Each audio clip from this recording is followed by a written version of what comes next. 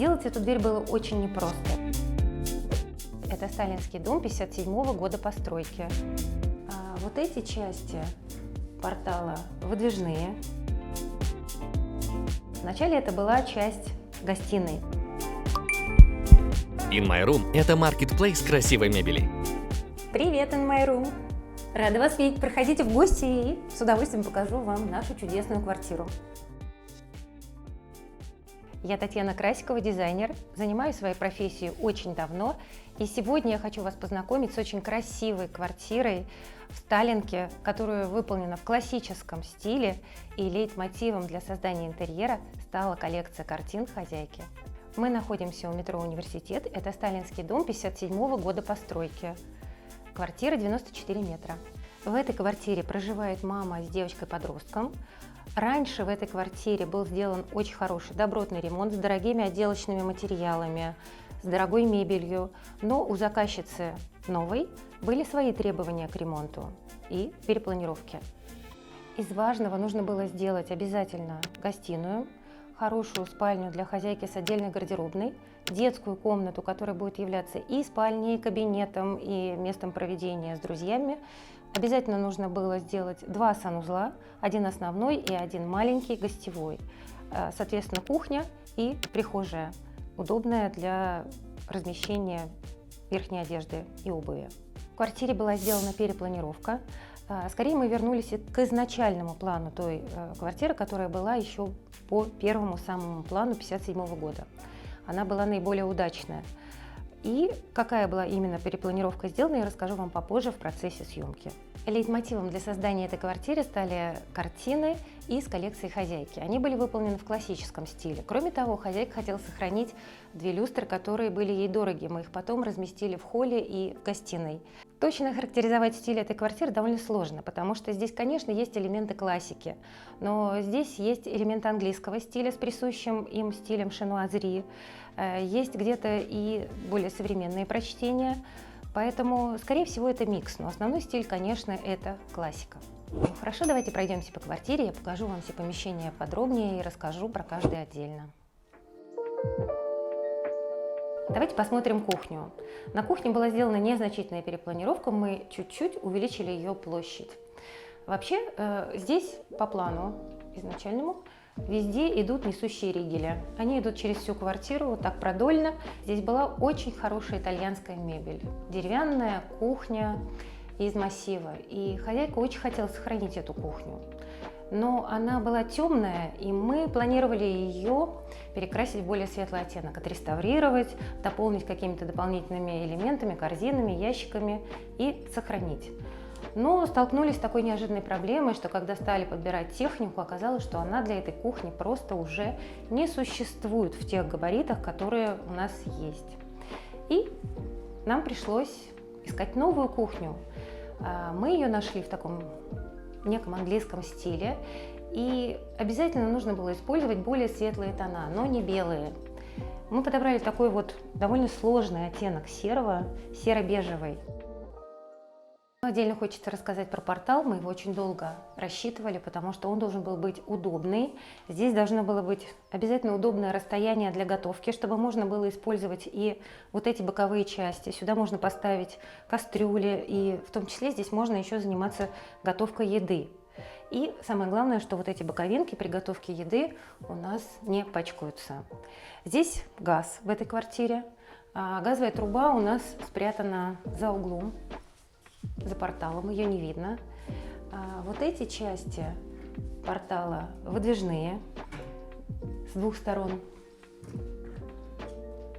Сверху у нас там спрятана вытяжка. Ну, здесь достаточно высоко, но на самом деле здесь стоит механизм, который позволяет открыть и плавно закрыть автоматически эту дверку. И плюс еще два отдельных шкафчика сверху, которые тоже можно использовать для каких-то нечасто используемых вещей. Здесь у нас выдвижной ящик для приборов столовых, очень много секций, сделаны деревянные разделители. Дальше еще есть ящик, в котором мы храним полотенца, и нижний ящик, где хранятся кастрюли и сковородки. По бокам у нас вот такие выдвижные системы, которые тоже состоят из выдвижных ящиков. Снаружи это единый фасад, а внутри у нас Еще есть дополнительные выдвижные ящики. Столешница у нас кварцевый камень, и у нас столешница плавно переходит в подоконник. Здесь также сделана прорезь под батареей, чтобы теплый воздух выходил обязательно к окну. Это обязательно важное условие, чтобы окна не запотевали и не промерзали. На фартук мы использовали плитку. Плитка у нас размером 15 на 15, вот с таким красивым очень рисунком. Хозяйка вначале очень боялась использовать эту плитку, она считала, что это непрактично. Но на самом деле это не так, потому что это глазурованное покрытие прекрасно моется. Кстати, у In My Room есть свой телеграм-канал, где каждый день обновляется информация по скидкам от партнеров, где выкладываются красивые интерьеры и анонсы новых видео. На кухне очень маленькое окно, и находится оно в самой глубине кухни, поэтому света на кухне очень мало. Но мы его все равно обыграли. Мы сделали карниз, который мы закрепили к потолку, и повесили вот такой красивый полупрозрачный гипюровый тюль. Он на подхвате, на магнитном, поэтому у нас и свет проходит, и в то же время окно красиво задекорировано. Внизу у нас радиатор. Мы его не стали закрывать панелями, потому что изначально хотели также поставить сюда панель кухонную, но потом решили его оставить открытым и оставить кухню вот именно в том виде, в каком она есть. В этой части кухни у нас здесь расположена посудомоечная машина. У нас очень большая удобная мойка. Вот такого размера мойка, здесь порядка 70 сантиметров. И еще очень удобный смеситель, которым можно эту посуду прекрасно мыть. Мыть кастрюли, и большие сковородки и так далее. Здесь есть измельчитель поставлен. Также у нас с этой стороны находится стиральная машинка стандартного размера. Из шкафов здесь большая сушка для посуды.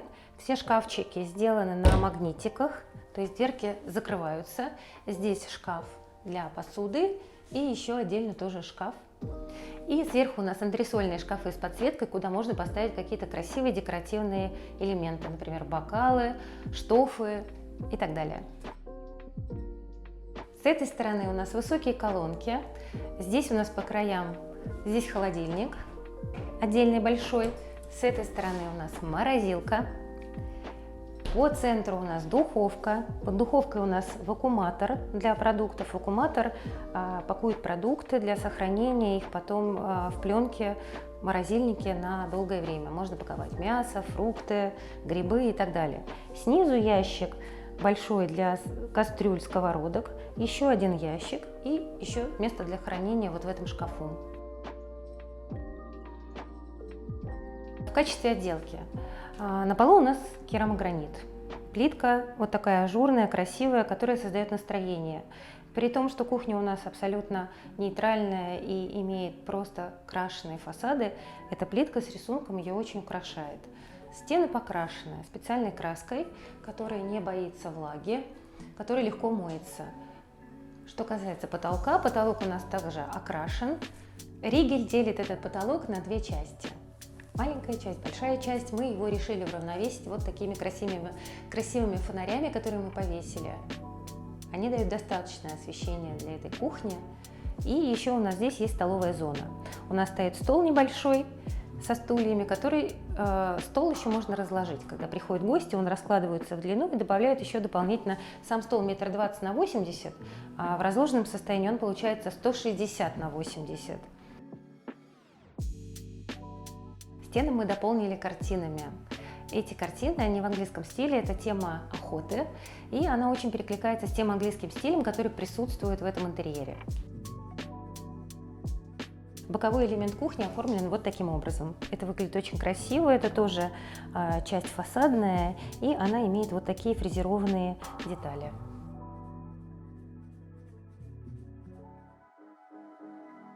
Из кухни мы попадаем в холл. Такой у нас красивый эпицентр квартиры. Вначале это была часть гостиной, но гостиная получалась очень длинная, и неправильно расположенные выходы в санузлы были. Это всегда плохо для гостиной. Поэтому мы эту часть выделили отдельно и сделали ее вот такой красивой. То есть здесь как раз выходят двери в прихожую, в в кухню, в санузлы, в ванну, в детскую. То есть это такой центр вселенной, центр квартиры, скажем так. Мы его оформили очень красиво и сделали его достойным. Ну, как я уже говорила, в этой квартире есть ригельная система и есть колонны. И хозяйка изначально хотела иметь очень высокие двери. Высокие двери – это всегда красота. Они дают ощущение высоты потолкам и так далее. Но мы были ограничены этими ригелями, которые шли вот по этим стенам. Двери мы сделали высотой 2,30, это тоже достаточно высокие двери. А сверху мы сделали вот такие фрамуги, которые наклеиваются на стену, и все это оформили единым порталом. Что касается отделки, на полу у нас керамогранит. Он у нас сделан таким вот красивым орнаментом. Он оживляет этот интерьер и делает его очень интересный. Под всю плитку мы использовали теплые полы. Стены у нас покрашены. У нас такой довольно сложный цвет на стенах, который мы очень долго выбирали. Мы должны были добиться такого сложного серо-голубого оттенка. Здесь использована краска, которую можно мыть. Она достаточно устойчива к стираниям, и ее можно даже помыть щеточкой. Снизу у нас плинтус из пенополиуретана, который мы покрасили. Здесь наклеен гипсовый плинтус. И вот эту часть мы также красили специальной устойчивой краской. Это выполнено в одном единстве, и оно создает эффект вот такого высокого, красивого плинтуса. На потолке у нас гипсовая лепнина, как и во всей квартире. Здесь использована гипсовая лепнина достаточно высокая, минимально там 157 миллиметров. Она дает нам ощущение высоты потолка. И еще здесь потолок украшен молдингом. Поскольку помещение симметричное, то здесь вот эта отделка смотрится очень красиво. У нас есть гипсовая розетка и люстра из коллекции хозяйки, которая у нее была изначально, она прекрасно вписалась в этот интерьер. Хозяйка этой квартиры мечтала видеть в своем интерьере именно такую арочную дверь. Она ей очень нравилась, и когда мы обсуждали будущий интерьер, то это было обязательным условием. Сделать эту дверь было очень непросто. Это достаточно сложное столярное изделие, которое мы очень долго разрабатывали технически, потому что здесь есть гнутые формы. И, конечно, красота этой двери, она покрыла все расходы на ее изготовление. Арочная дверь – это украшение этого интерьера. Это такой основной элемент, который делает эту квартиру особенной. Эти двери двойные. Их можно закрыть, если мы хотим отгородить гостиную от зоны холла. Но в основном эти двери, конечно, открыты. И они красиво смотрятся как со стороны холла, как со стороны гостиной. Они расположены по центру и дают вот такой очень красивый симметричный вид на прихожую. Здесь у нас есть очень такой красивый комод в стиле шануазери. Это не старинная вещь, не ретро, это современная мебель, достаточно дорогая, но она стала украшением этого интерьера, потому что она является вот таким красивым центром в холле. Вот это все инкрустация, она покрыта лаком, у нее есть красивые вот такие ящички, открывающиеся двери. Мы специально сделали вот такую полукруглую форму, потому что здесь проходная зона, и обходить эти углы очень удобно. Над этим комодом висит картина из коллекции хозяйки, она подсвечивается. И есть такая статуэтка, которая тоже была в коллекции хозяйки, которую мы вписали в этот интерьер. В этом маленьком коридорчике есть картина, которая, наверное, стала вот этой отправной точкой для использования стиля шануазери в этой квартире. Это очень старая картина из коллекции хозяйки еще 50-х годов. Она сделана из яичной скорлупы по очень интересной технологии. И эта картина – это память о маме хозяйки, поэтому она обязательно должна была быть в этом интерьере, и она вот задала нам тон для использования немножко таких вот неких азиатских, китайских элементов в этом интерьере. Еще здесь есть тоже картина маслом, здесь все картины натуральные, это не принты, Они были вот в такой оригинальной тоже раме, уже готовые, и мы их вписали в этот интерьер. Из холла мы попадаем в детскую комнату. Здесь проживает девочка-подросток. Что касается планировки этой комнаты, вначале вход был здесь, из гостиной. Но основным пожеланием хозяйки все-таки было сделать отдельную комнату, чтобы вход был из холла. По первоначальной планировке здесь была кладовка.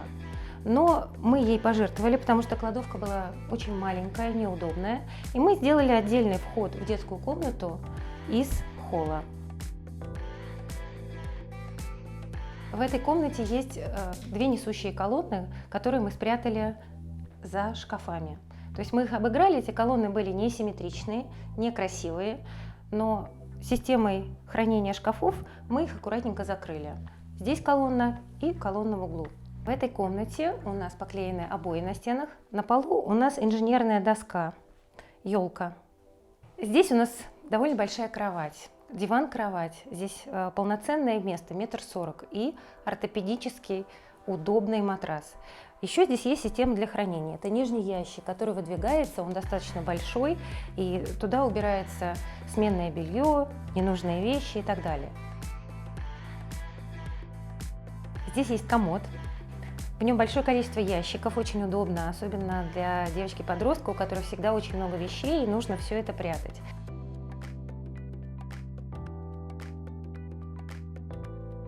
Здесь у нас очень красивый портал вокруг окна, об этом мечтают очень многие сделать, и у нас для этого была хорошая возможность, потому что у нас практически симметричные простенки получились. Они изначально были абсолютно симметричные, но поскольку мы на этой стене сделали шумоизоляцию, эта стена у нас граничит с коридором, то у нас получилось, что вот эта часть немножко меньше, чем вот эта. Но тем не менее, мы сделали одинаковые шкафы по бокам, по размеру. У них глубина 35 сантиметров, туда помещаются книжки, здесь внизу сделаны выдвижные ящички. Внизу у нас глубокие шкафы стандартной глубины под стол. И еще такой момент, у нас одна единая большая столешница из шпона. Вообще изготовить ее было довольно сложно, потому что мало кто брался сделать в такой длине вот такой чудный стол. Но для хозяйки было очень важно, чтобы здесь не было стыков, и чтобы это была единая столешница. И, в общем, мы ее так довольно трудно изготавливали по месту, вырезали, все это делали, тонировали по месту. Это была очень такая тяжелая, кропотливая работа. Здесь в столешнице сделан специальный вырез. Это нужно сделать было обязательно, потому что внизу у нас находится радиатор, и воздух теплый должен подниматься перед окном и выходить через столешницу.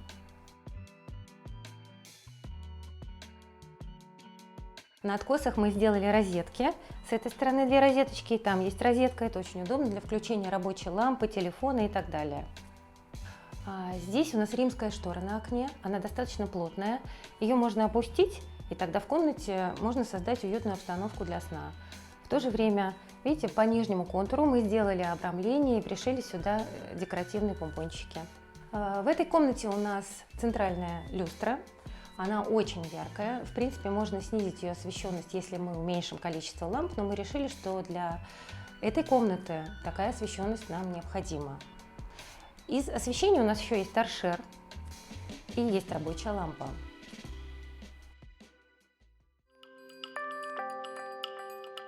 Сейчас мы попадаем в гостиную.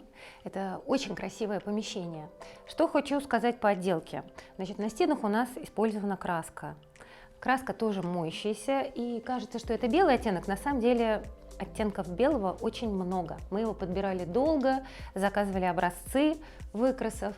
И иногда меня спрашивают, дайте совет, какой номер краски у вас использован. Это неправильно, потому что любая краска в любом интерьере смотрится по-разному. Поэтому обязательно нужно делать несколько цветов, выкрасы в конкретном помещении, в зависимости от того, как падает свет, и выбирать оттенок.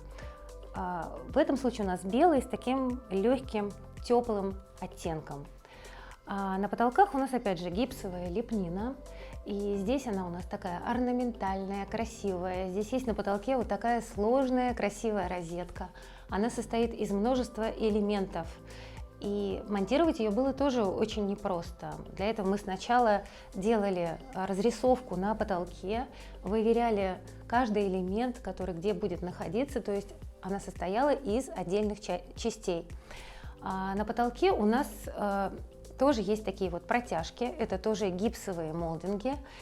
По бокам здесь две несущие колонны, которые мы вывели и сделали симметрично для организации вот красивого проема.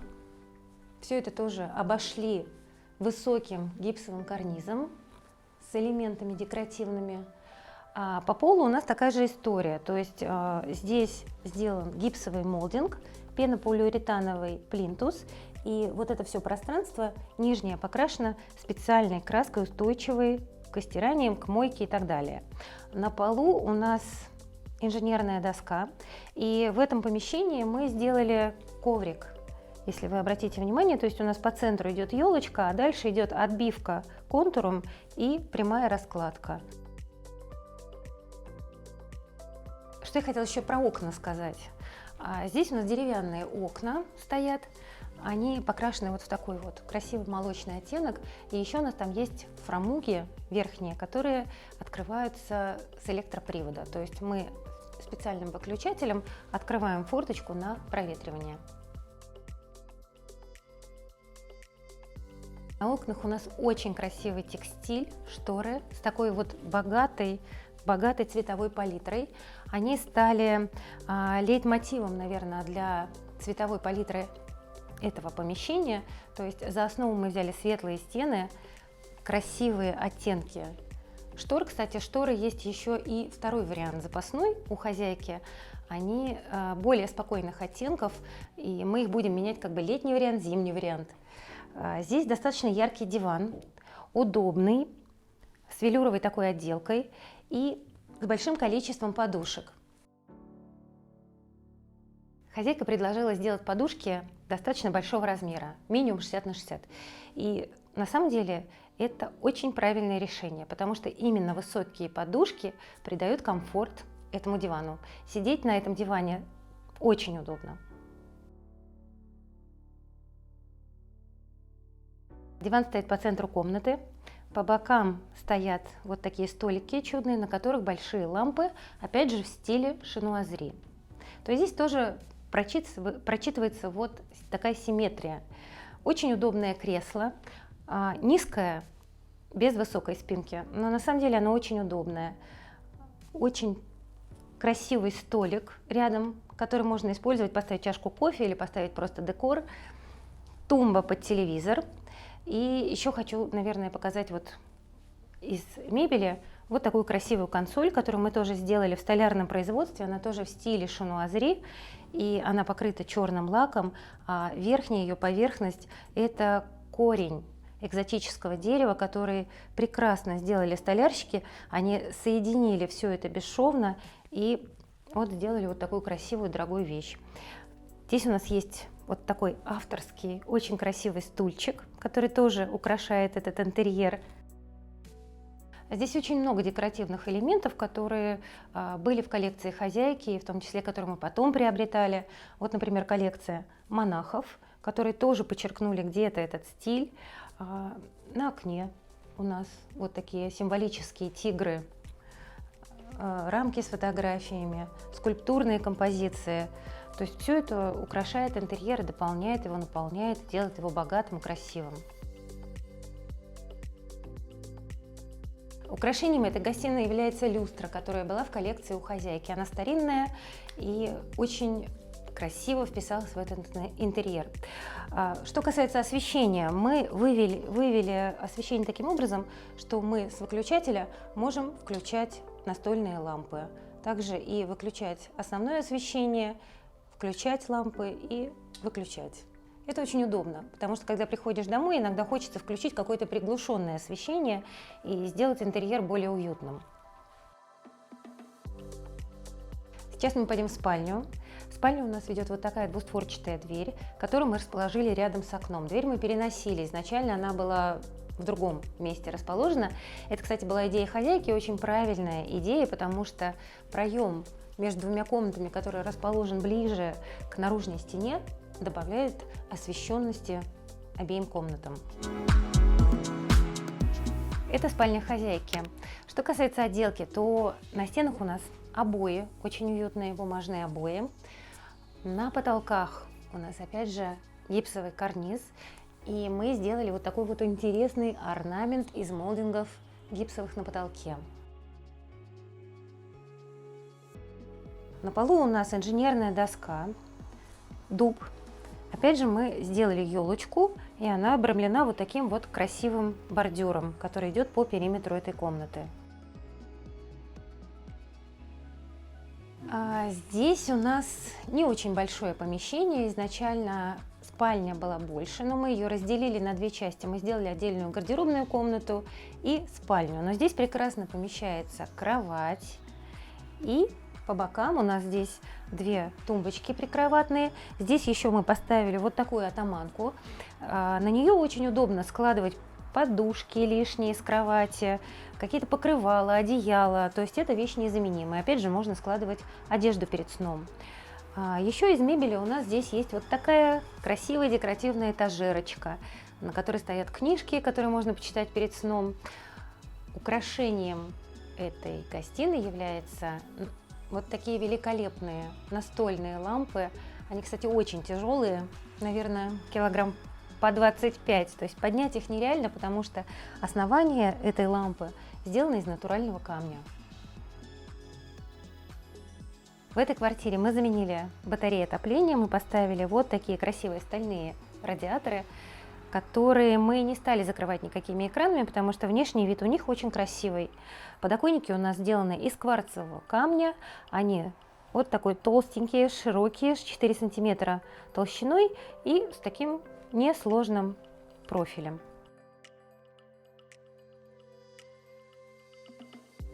Что касается текстиля, у нас на окне римская штора.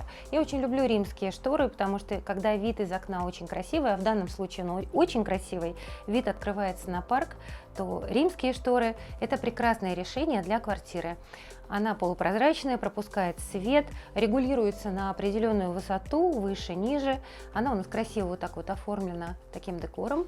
И для того, чтобы создать затемнение в комнате, у нас есть основные гардины, которые мы шили на подкладке, то есть они прекрасно закрываются, и если нужно создать такую более затемненную обстановку, то для этого у нас есть шторы. Двери в гардеробную – это тоже моя гордость, потому что они очень красивые, они были разработаны по моему проекту индивидуальному. Здесь у нас вот такая красивая раскладка и стекло, которое имеет рифление. Это стекло мы использовали специально, потому что оно пропускает свет, но в то же время мы не видим того, что находится в комнате. Двери раздвижные в пенал, то есть они уходят в стену. Для этого сделан специальный механизм раздвижной. И сама гардеробная, мы центральную часть сделали закрытой, она имеет фасады. По центру у нас шкаф с зеркалом, распашные шкафы, выдвижные ящики, и по краям у нас вешало для одежды. То есть тоже сделано по симметрии, центральная часть, боковые части. В общем, получилась такая очень уютная гардеробная комната. Про освещение в гардеробной комнате. Хозяйка квартиры очень не любит точные светильники, она просила их не делать по максимуму, но это единственное помещение, где у нас есть встроенные точечные светильники в гардеробной, потому что это наиболее удобный вариант, чтобы осветить всю площадь этой маленькой комнаты. И еще очень важно в гардеробной предусмотреть систему вентиляции, она у нас сделана. Это зона прихожей. Что касается отделки, то здесь на стенах краска. На полу у нас керамогранит. Мы сделали очень красивый такой орнаментальный пол. Пол у нас точно такой же, как и в зоне холла, но мы отделили его вот таким декоративным ковриком. Здесь сделан теплый пол, здесь и в этой зоне сделан теплый пол. На потолке у нас вот это идет несущий ригель, который разделяет это пространство как бы на два отдельных отсека. Входную дверь мы тоже оформили очень красиво. Мы ее сделали специально в другом цвете, чтобы она выглядела более парадной. Мы сделали на нее такую же панель красивую с фигурными филенками, обрамили ее порталом и сверху сделали фрамугу. В зоне прихожей мы расположили очень удобную систему для хранения. Здесь у нас сделаны шкафы, частично они обыгрывают ту колонну несущую, которая была в этой квартире. Вот эти шкафы меньшей глубины. Здесь у нас места для хранения обуви и разной мелочевки. С этой стороны у нас сделана такая угловая колонна, в которую можно убирать какие-то крупногабаритные вещи, стремянку, чемодан и так далее. И здесь большой комфортный шкаф для одежды. Как вы заметили, у нас включается подсветка при открывании дверей. И здесь у нас есть достаточно удобная банкетка, которая еще выполняет функцию вот такую, что здесь можно сохранить перчатки, шарфики и так далее, домашние тапочки положить. Вся система шкафов сделана единая. Здесь мы поставили специально панель и не делали на ней крючки, потому что, как правило, это место потом выглядит слишком захламленным. Балка делит наш потолок на две части. Хозяйка была очень против встроенных светильников, которые решили бы многие проблемы. И мы повесили сюда два красивых фонаря.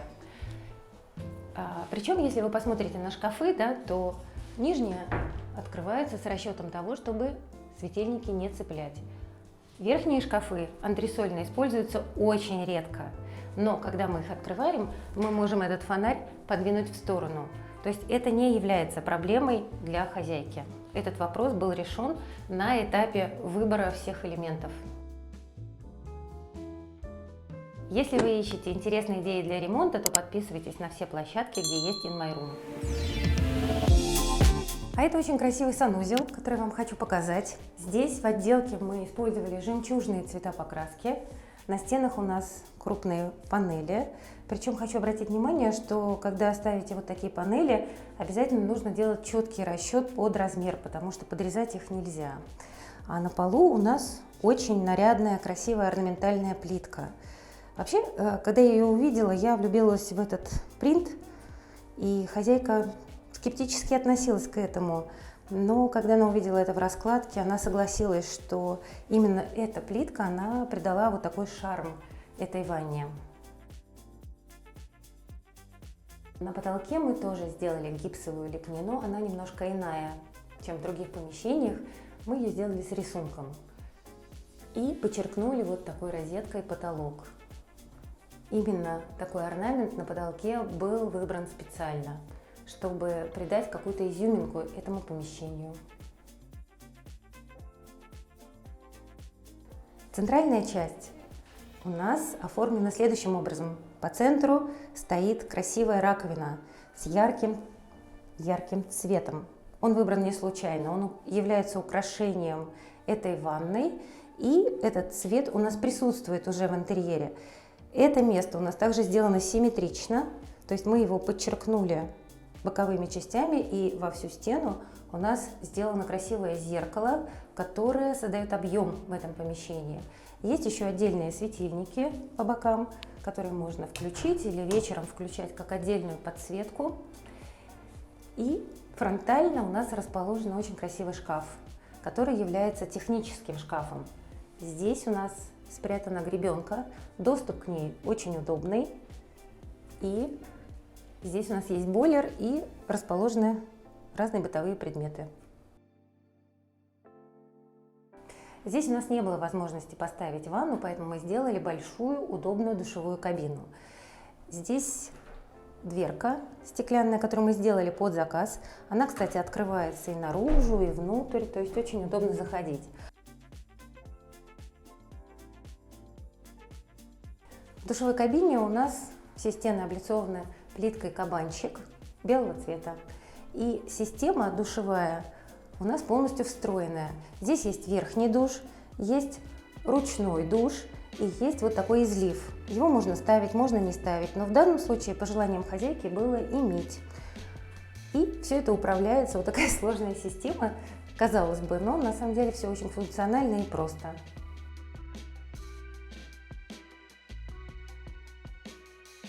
В ванне предусмотрена и система вентиляции. У нас есть вентиляция здесь, есть отдельная вентиляция в душевой кабине. Также сделана отдельная подсветка внутри душевой кабины, которая включается с отдельного выключателя, и вентилятор можно включить с выключателя, можно выключить. Есть отдельное включение бра и есть совершенно замечательная красивая люстра, которая является украшением этой комнаты. У In My Room есть свой подкаст, где обсуждаются идеи, связанные с ремонтом. Слушайте на всех платформах. И маленькие туалетики могут выглядеть очень красиво. В частности, вот этот туалетик я очень люблю за его дизайнерские решения. Основой послужила вот эта прекрасная картина «Девочки на шаре». Что касается отделки этого помещения, то здесь у нас сделана имитация панелей. Это не панели. Это пенополиуретановые молдинги, которые мы сделали рамками и покрасили краской с блеском. И создается такая имитация панелей из МДФ или деревянных. В соответствии с этой картиной мы выбрали вот такое цветовое решение. Сделали такие приятные по оттенку стены. Пол орнаментальный, очень красивый, это продолжение холла. Такой пол здесь является очень хорошим украшением этого санузла, потому что стены у нас лаконичные, они не пестрые. Изначально хозяйка очень боялась делать просто покраску на стенах. Мы думали про плитку, потому что многие считают, что плитка – это более практичный материал. На самом деле это не так. Эти панели очень легки в уходе, они хорошо моются. Что касается мебели, да, мы поставили сюда полноценную раковину, глубокую, с удобным шкафчиком. То есть эта идея была придумана специально. Мы не стали ставить очень маленькую, коротенькую раковину, в которой невозможно не умыться, из которой льется вода. Мы сделали полноценную, удобную раковину вот с таким прекрасным шкафчиком с дверками. Вот и закончился наш рум-тур. Спасибо In My Room за предоставленные возможности. А вы, дорогие слушатели, можете обращаться ко мне за такими же красивыми необычными интерьерами, которые будут сделаны только индивидуально для вас. А если у вас будут вопросы, то пишите, пожалуйста, комментарии, и мы постараемся ответить на все ваши вопросы.